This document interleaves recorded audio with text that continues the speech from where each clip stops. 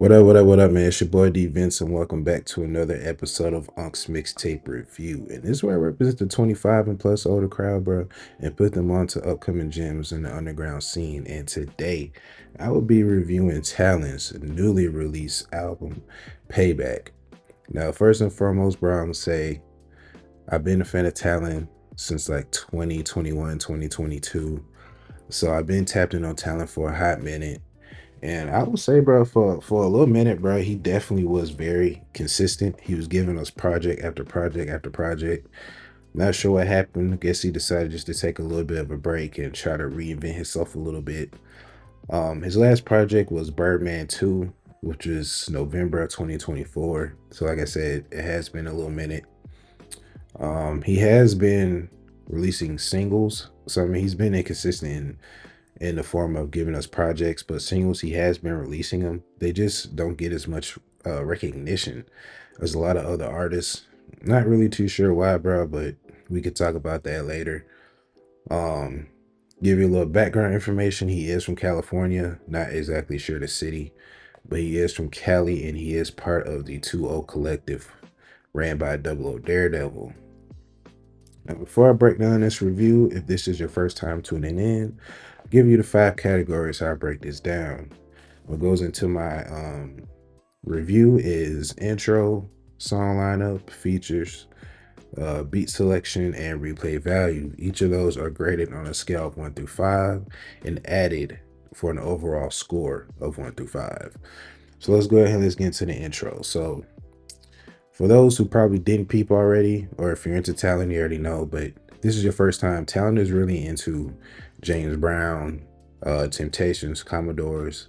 It's kind of his inspiration. It's not really any of the new school stuff, not like Future or Thug or anything like that. As you can tell, for one, the album is called Payback. You see what I'm saying? That's definitely James Brown coded. If you heard of the song, you know, The Big Payback, that's James Brown. I'm sure that's where he got it from. The old school car, the suit, all that is James Brown coded, especially the intro. The intro is what I liked. If you kind of like old school music or you're into that, bro, you definitely feeling the intro. I just feel like the intro is a nice attention grabber anyway. I'll give y'all a quick preview to see what it sounds like. Sharing that bitch and she awesome, man. I walk with her still like golfing out. That little kill cause also fire. Roll one smoke dough, yeah, I'm also high. Bitch wanna give me top, she'll probably side. Big boy probably sound like the Costco guys. Really shine like the plane wrist, cost some dimes. These kids playing dead like a possum dad. This might get here like that, no awful wide. Spent 12 on the fit, I don't want the side. Like I said, very nice intro. James Brown coded all the way through. But what I liked most about the intro was the end of just how easily it slid into track 2. Give you another preview right here.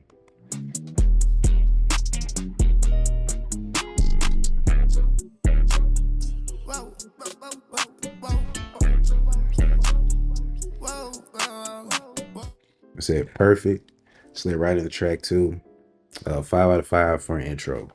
Now, song lineup, I also gave him a 5 out of 5 on song lineup. I feel like each song lined up perfectly.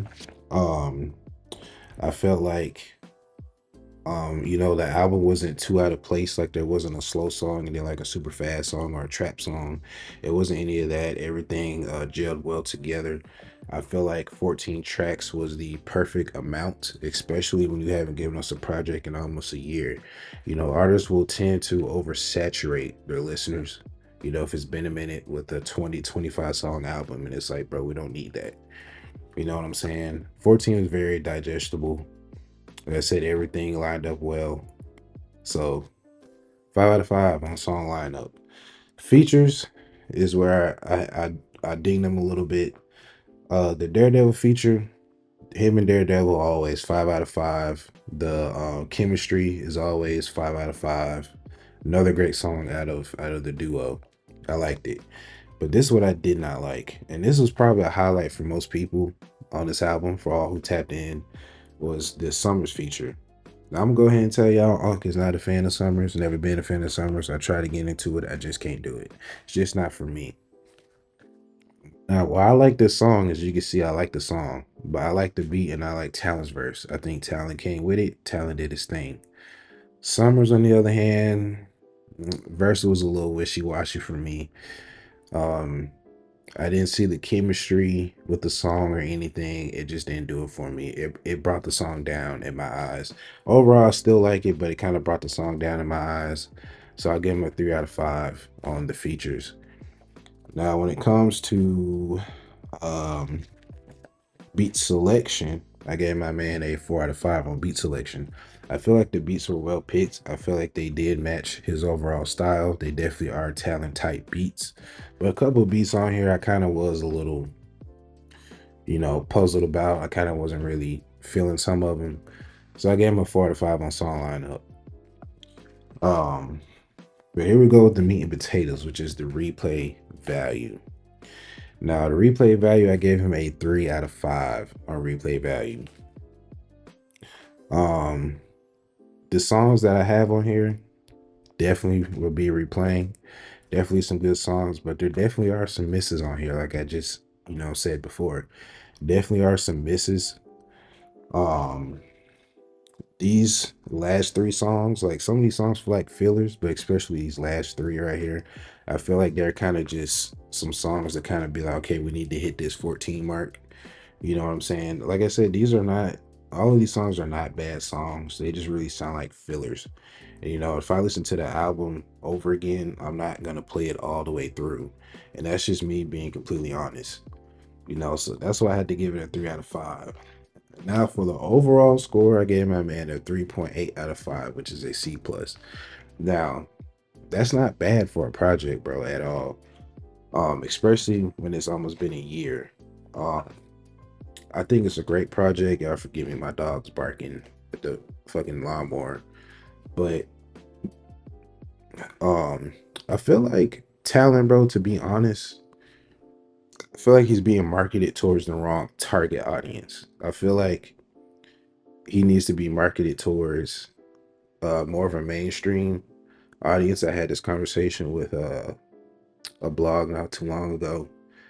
Um, yeah, I just think it needs to be geared towards more of a mainstream and a little bit older audience. I feel like the underground audience, they're kind of young and they're into that experimental sound, bro. You know what I'm saying? That net spin on Sama Sun. That's what they like. And Talent is nowhere near that. He's kind of in the lane on his own. So I definitely think he needs to be shifted towards more of a mainstream approach. And also, bro, Talent is still kind of in the works of finding where he fits. You know what I'm saying? I kind of talk about this on another blog too. It's just like he's still finding where he fits. He still has time. He's still young. I mean, there's no rush to it or anything, but I just see the potential in Talent, and I know where he can land. So I just hope he finds it quick. Still one of my favorite artists in the upcoming scene. But yeah, man, this gonna wrap up this review. If you tapped in on Talent, let me know what you think in the comments below. If you like the series, let me know, man. But until next time, space music only.